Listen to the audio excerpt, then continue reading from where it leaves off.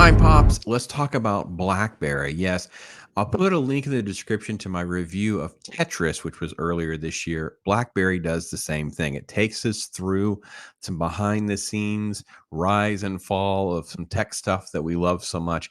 This was definitely something I didn't know a ton about. I lived through a lot of this, recognized it. It was immersive. It took me on a journey that I enjoyed being on, that kind of thing.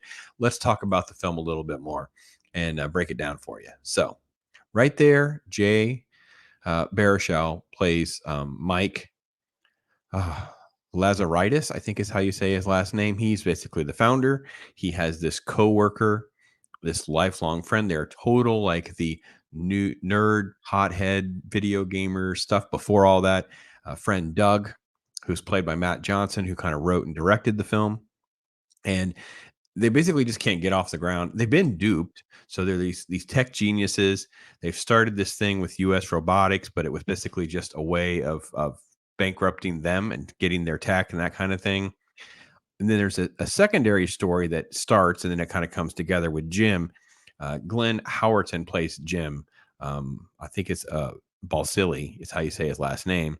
And he is the typical arrogant, CEO type person, right? He is that cliche, the Hollywood monster.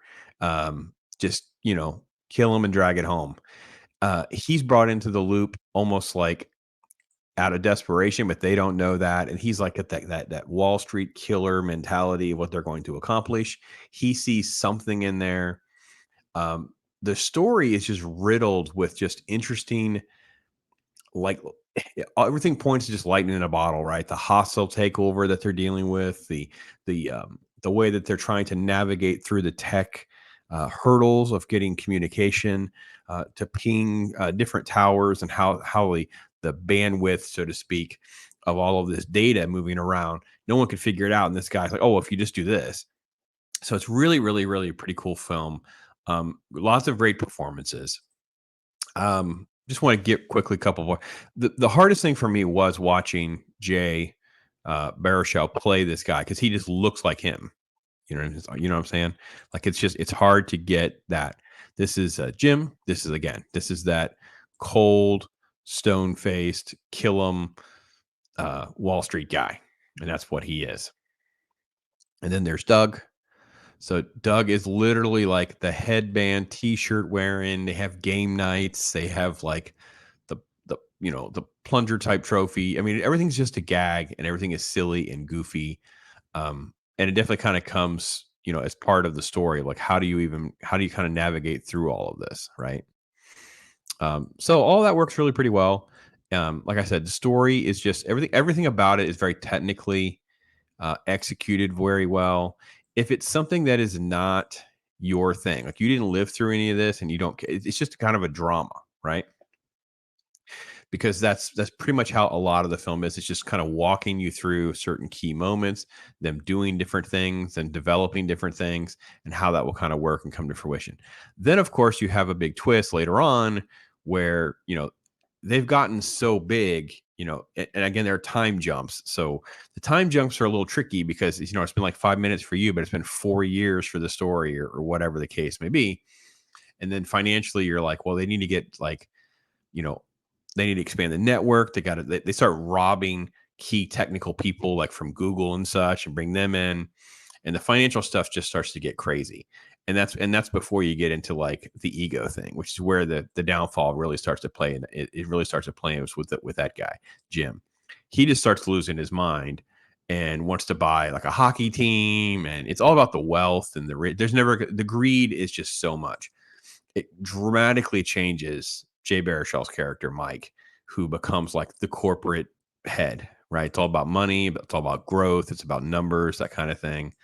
And it just kind of it's interesting. So it culminates near the end when basically you realize that um, they're going to be investigated by the FBI because Jim had he basically faked the company shares and the contracts to get people in, and it was like promising basically you were almost like falsifying the stock price to give them more money or more shares than they deserve, things like that. So that's what kind of comes to a head near the third act of the film.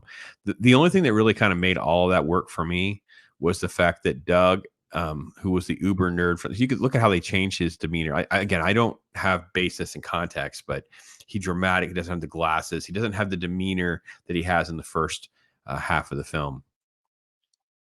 Um, but what you do get, yeah, these are the two guys that are like, how many shares do you get? It's like millions of dollars in shares, basically, was what they were promised.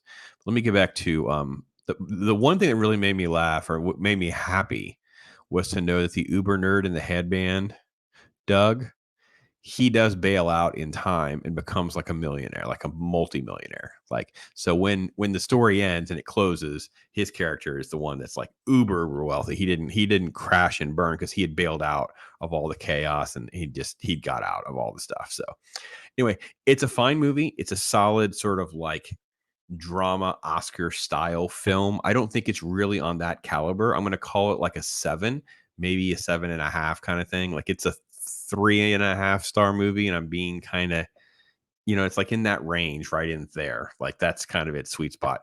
It doesn't do anything sort of like extraordinary or interesting. It has no real social commentary beyond the scope of telling the story that it's in. I think I liked Air, which is the one about the Nike and the shoe with Ben Affleck. I think I enjoyed that one more, but that was more of the context and the journey of that happening was more fun for me.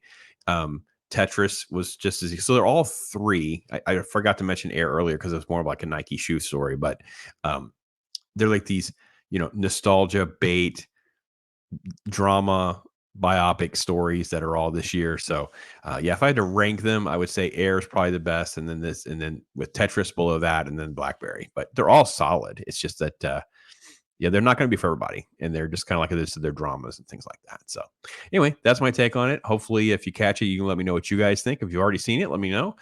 Thanks for watching. I am Pops.